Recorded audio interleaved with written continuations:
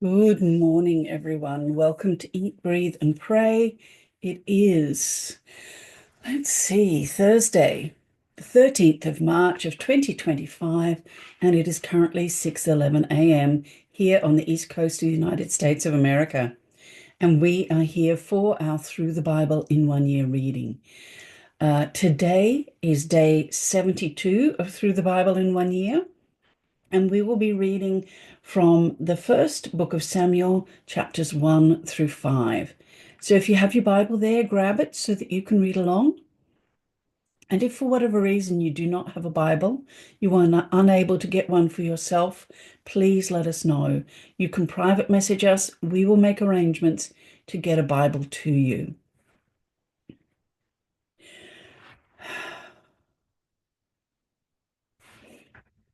But before we get started with this reading, let's take a moment just to still ourselves before the Lord, to prepare our body, our minds, our souls, and our spirits to hear His word and to enter into His presence.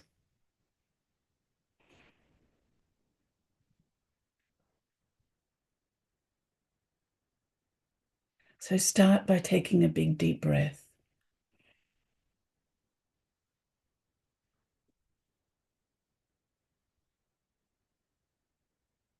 And as you exhale, just allow your body to relax, all tension to ease out of your muscles, and come to a place of stillness.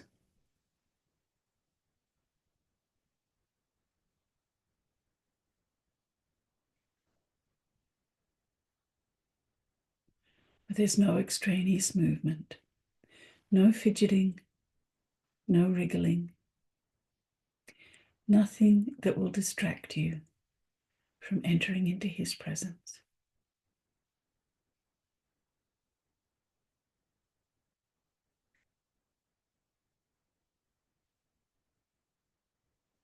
Allow your breathing to become slower and deeper.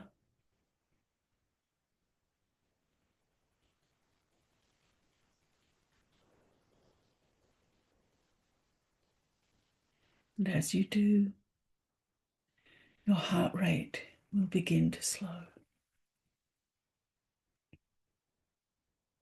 And while you're focused on stilling your body, take this opportunity to present your body to Yahweh as a living sacrifice, holy and acceptable in the Beloved. This is where your daily service of worship begins.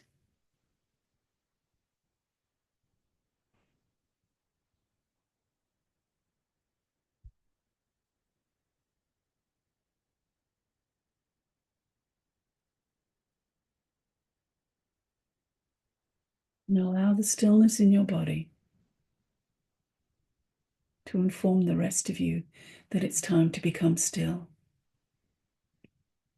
to still your heart and your mind. Start by just gathering up all of your thoughts, all of those thoughts of the future, of what will be or what could be, your thoughts of the past,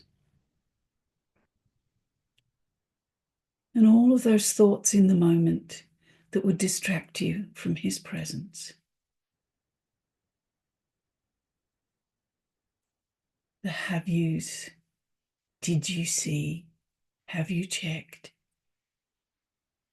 All of those little thoughts that would keep you from His presence. Gather all of those thoughts up, every single one, and place them in the hands of Yahweh. And everything that's weighing upon your heart, that's vying for emotional space in you, good and bad alike, gather them all together and place them in Yahweh's hands also. And entrust all of those things to Him who is able to care for what concerns you, to Him who is at work on your behalf, even when you're sleeping.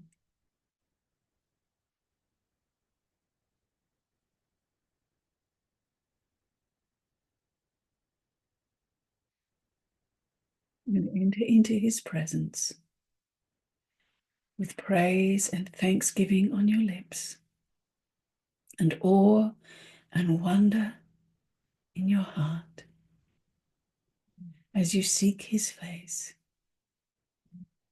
as you listen for His voice, as you listen for the beat of His heart. And from this place of His presence, let's hear the word of Yahweh.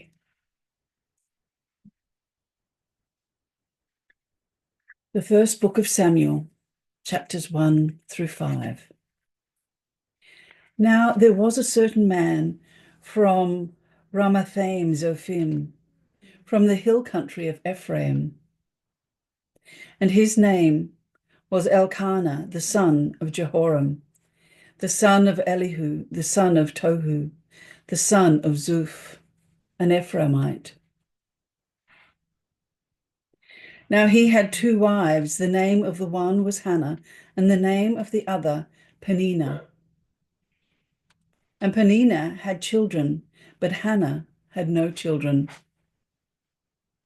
Now the man would go up from his city yearly to worship, and Hophni and Phinehas, Now the man would go up from his city yearly to worship and to sacrifice to Yahweh of hosts in Shiloh. And the 2 sons of Eli, Hophni and Phinehas, were priests to Yahweh there. And the day came that Elkanah sacrificed, and he would give portions to Peninnah his wife, and to her sons and her daughters. But to Hannah he would give a double portion, for he loved Hannah, but Yahweh had closed her womb. Her rival, however, would provoke her bitterly to irritate her, because Yahweh had closed her womb. And so it would happen year after year. As often as she went up to the house of Yahweh, she would provoke her. So she wept and would not eat. Then Elkanah, her husband, said to her, Hannah, why do you weep, and why do you not eat? And why is your heart sad? Am I not better to you than 10 sons? Then Hannah rose after eating and drinking in Shiloh. Now Eli the priest was sitting on the seat by the doorstep of the temple of Yahweh, and she, bitter of soul, prayed to Yahweh and wept despondently. And she made a vow and said, O Yahweh of hosts, if you will indeed look on the affliction of your maidservant and remember me, and not forget your maidservant, but will give your maidservant a seed among men, then I will give him to Yahweh all the days of his life, and a razor shall never come on his head.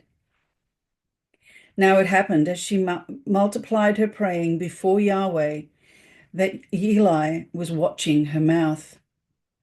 As for Hannah, she was speaking in her heart, only her lips were moving, but her voice was not heard, so Eli thought she was drunk. Then Eli said to her, How long will you make yourself drunk? Put away your wine from you.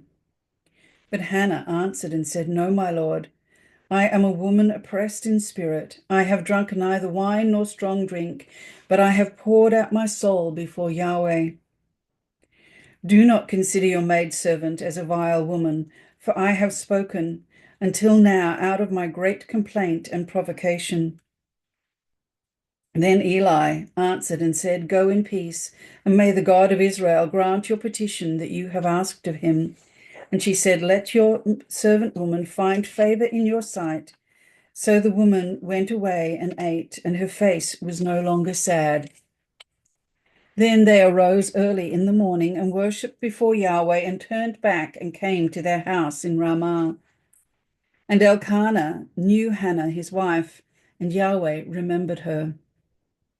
Now it happened in due time that Hannah conceived and gave birth to a son, and she named him Samuel, saying, Because I have asked him of Yahweh.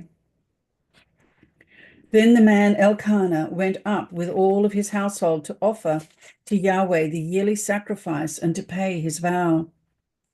But Hannah did not go up, for she said to her husband, I will not go up until the young boy is weaned. Then I will bring him, that he may appear before Yahweh and stay there forever. And Elkanah, her husband, said to her, Do what is good in your eyes. Remain until you have weaned him. Only may Yahweh establish his word. So the woman remained and nursed her son until she weaned him. Now when she had weaned him, she took him up with her with a 3-year-old bull and 1 ephah of flour and a jug of wine, and brought him to the house of Yahweh in Shiloh, although the boy was young. When they slaughtered the bull and brought the young boy to Eli, she said, O my Lord, as your soul lives, my Lord, I am the woman who stood here beside you, praying to Yahweh. For this young boy I prayed, and Yahweh has given me my petition, which I asked of him. So I have also dedicated him to Yahweh.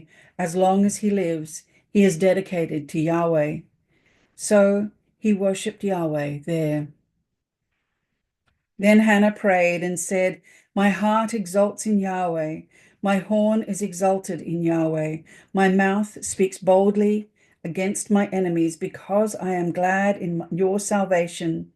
There is no one holy like Yahweh. Indeed, there is no one besides you. Nor is there any rock like our God. Do not multiply speaking so very proudly. Let arrogance not come out of your mouth, for Yahweh is a God of knowledge, and with him actions are weighed. The bows of the mighty are shattered, but those who stumble gird on strength. Those who are full hire themselves out for bread, but those who are hungry cease to hunger. Even the barren gives birth to 7, but she who has many children languishes. Yahweh puts to death and makes alive. He brings down to Sheol and raises up. Yahweh makes poor and rich. He brings low. He also exalts.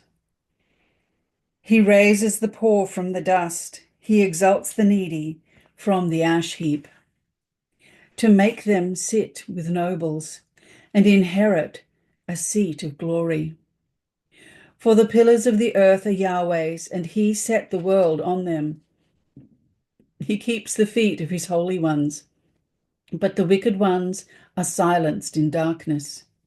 For not by power shall a man prevail. Those who contend with Yahweh will be dismayed. Against them he will thunder in the heavens. Yahweh will render justice to the ends of the earth. And he will give strength to his king, and he will exalt the horn of his anointed. Then Elkanah went to his home at Ramah, but the young boy ministered to Yahweh before Eli the priest. Now the sons of Eli were vile men. They did not know Yahweh, and this was the legal judgment for the priests with the people. When any man was offering a sacrifice, the priest's young man would come while the meat was boiling with a 3-pronged fork in his hand. Then he would thrust it into the pan or kettle or cauldron or pot. All that the fork would bring up to the priest would take for himself. Thus they would do in Shiloh to all of the Israelites who came there. Also, before they offered up the fat in smoke, the priest's young man would come and say to the man who was sacrificing, Give the priest meat for roasting. He will not take boiled meat from you, only raw. Then the man would say to him, They must surely offer up the fat in smoke first, and then take as much as your soul desires. And then they would say, No, you shall give it now. If not, I will take it by force." Thus the sin of the young men was very great before Yahweh, for the men spurned the offering of God. Now Samuel was ministering before Yahweh as a young boy, girded with a linen ephod, and his mother would make him a little robe and bring it to him from year to year, when she would come up with her husband to offer the yearly sacrifice. Then Eli would bless Elizabeth and then Eli would bless Elkanah and his wife and say, "May Yahweh establish you a seed from this woman in place of the one she dedicated to Yahweh." And they went to their own home. And Yahweh indeed visited Hannah, and she conceived and gave birth to 3 sons and 2 daughters. And the young boy Samuel grew before God. Now Eli was very old, and he heard all that his sons were doing to all Israel, and how they lay with the women who served at the doorway of the tent of meeting. So he said to them, "Why do you do such things, the evil things that I hear from all of these people?" "No, my sons, for the report is not good which I hear the people of Yahweh passing about. If one man sins against another, God will mediate for him. But if a man sins against Yahweh, who can pray for him?" But they would not listen to the voice of their father, for Yahweh desired to put them to death. Now the young boy Samuel was growing in stature and in favor, both with Yahweh and with men. Then a man of God came to Eli and said to him, "Thus says Yahweh, did I not indeed reveal myself to the house of your father when they were in Egypt, enslaved to Pharaoh's house? And did I not choose them from all of the tribes of Israel to be my priests and to go up to my altar, to burn incense, to carry an ephod before me? And did I not give to the house of your father all of the fire offerings of the sons of Israel? Why do you kick at my sacrifice and at my offering, which I have commanded in my habitation? And honor your sons above me by making yourselves fat with the choicest of every offering of my people Israel. Therefore, Yahweh, the God of Israel, declares, I did indeed say that your house and the house of your father should walk before me forever. But now Yahweh declares, far be it from me, for those who honor me I will honor, and those who despise me I will be cursed.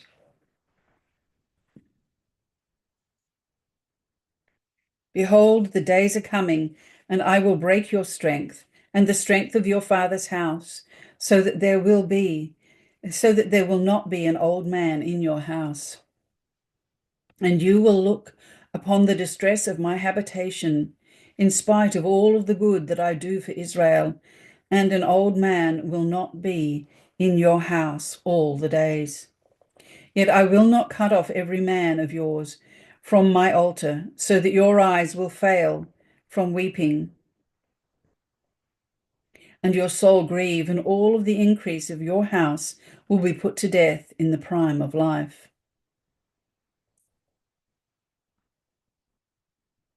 Now this will be the sign that to you which will come concerning your 2 sons, Hophni and Phinehas. On the same day both of them will be put to death, but I will raise up for myself a faithful priest who will do according to what is in my heart and in my soul. And I will build him a faithful house, and he will walk before my anointed always.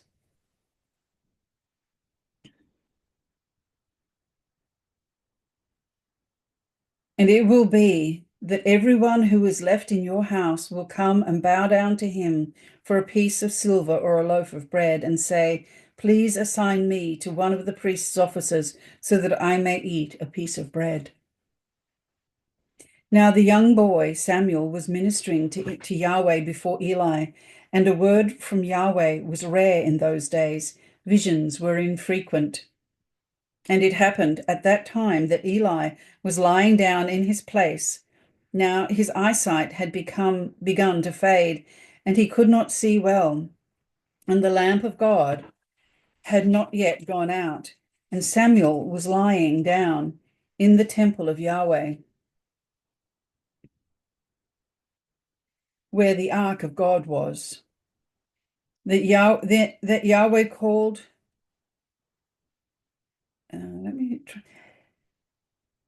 that Yahweh called Samuel, and he said, "Here I am." Then he ran to Eli and said, "Here I am, for you called me." But he said, "I did not call. Go back, lie down." So he went and lay down.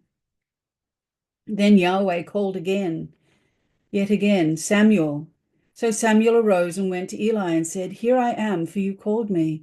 But he answered, I did not call you, my son. Go back, lie down." Now Samuel did not know Yahweh, nor had the word of Yahweh yet been revealed to him. So Yahweh called Samuel again for the third time, and he arose and went to Eli and said, "Here I am, for you called me." Then Eli discerned that Yahweh was calling the young boy, and Eli said to Samuel, "Go, lie down, and it shall be, if he calls you, that you shall say, 'Speak, Yahweh, for your slave is listening.'" So Samuel went and lay down in his place. Then Yahweh came and stood and called as at other times, "Samuel, Samuel." And Samuel said, "Speak, for your slave is listening." And Yahweh said to Samuel, "Behold, I am about to do a thing in Israel, at which both ears of everyone who hears it will tingle. In that day I will establish against Eli all that I have spoken concerning his house from beginning to end. And I have told him that I am about to judge his house forever for the iniquity which he knew, because his sons have been bringing a curse on themselves, but he did not rebuke them. Now therefore I have sworn to the house of Eli that the iniquity of Eli's house shall not be atoned for by sacrifice or offering forever." So Samuel lay down until morning, and then he opened the doors of the house of Yahweh, but Samuel was afraid to tell the vision to Eli. Then Eli called Samuel and said, "Samuel, my son." And he said, "Here I am." And he said, "What is the word that he spoke to you?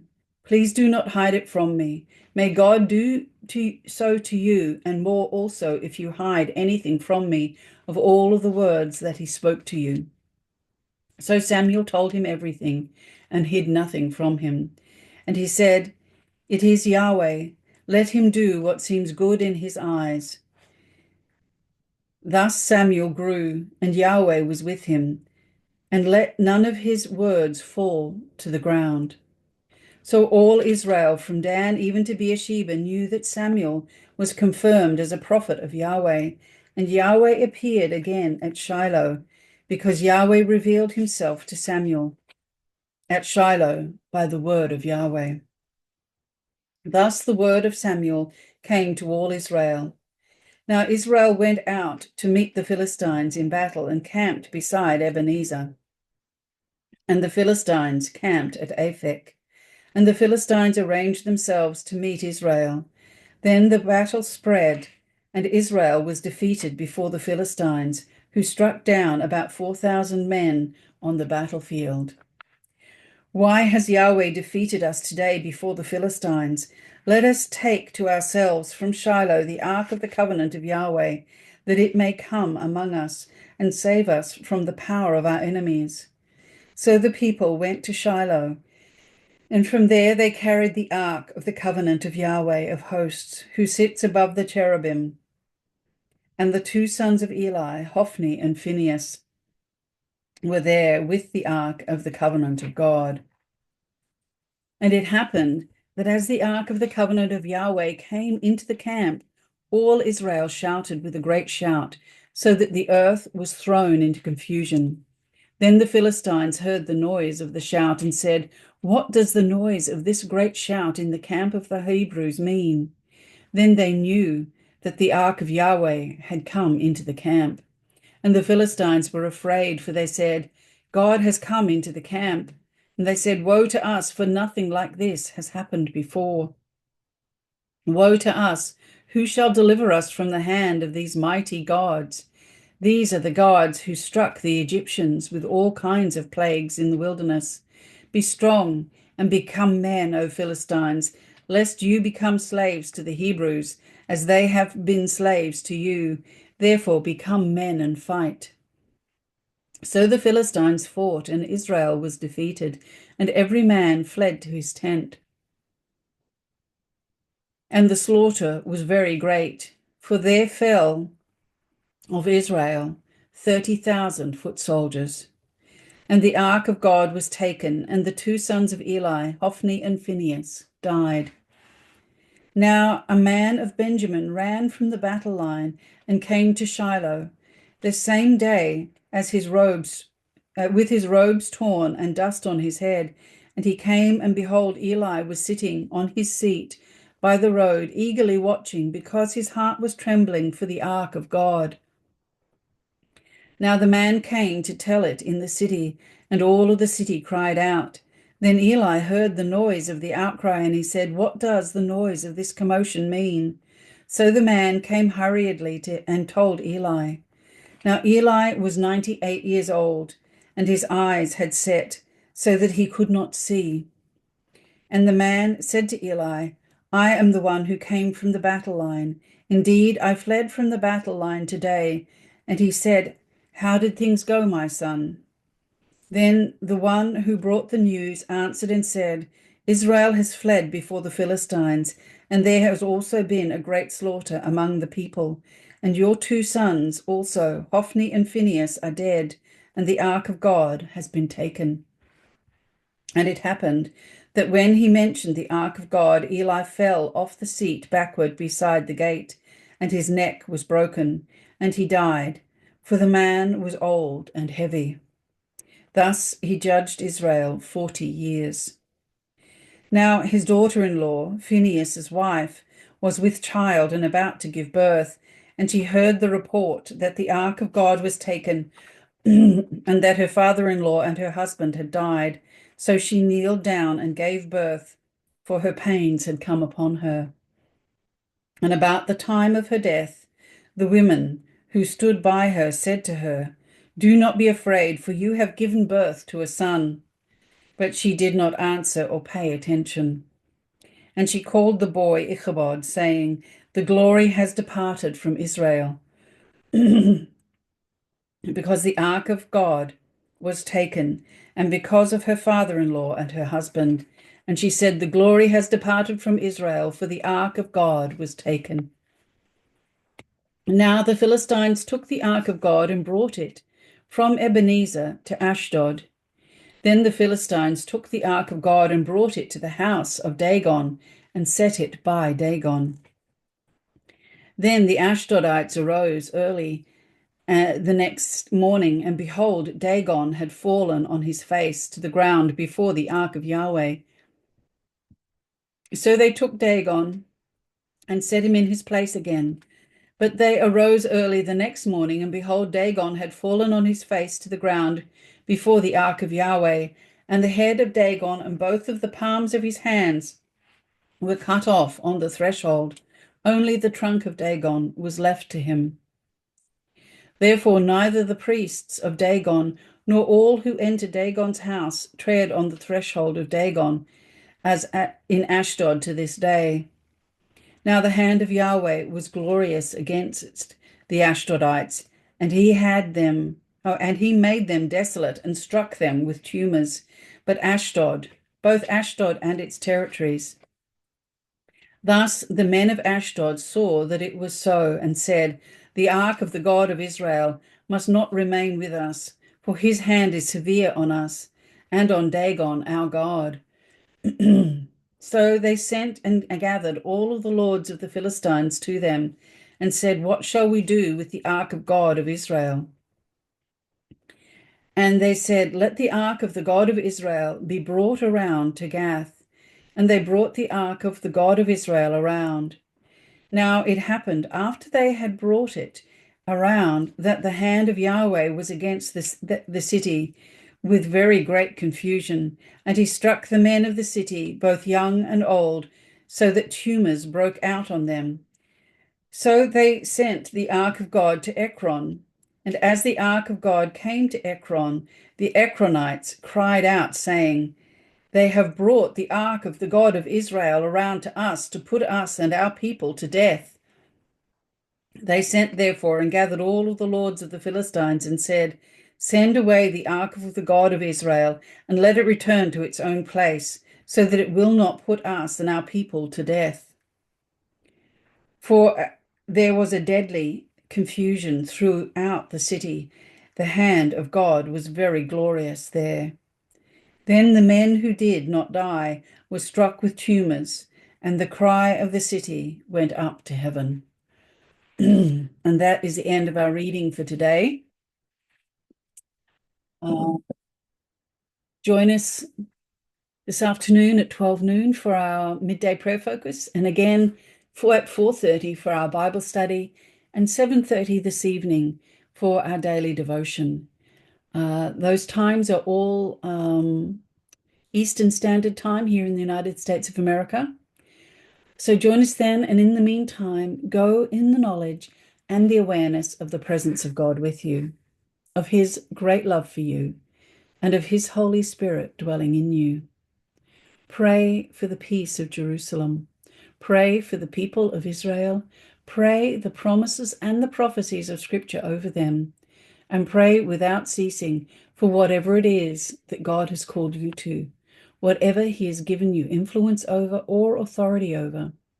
Pray from that place of his presence, that place of stillness and rest, where you can hear his voice and know his heart, so that you know that what you're praying is coming straight from the heart of the Father. And be blessed and be a blessing.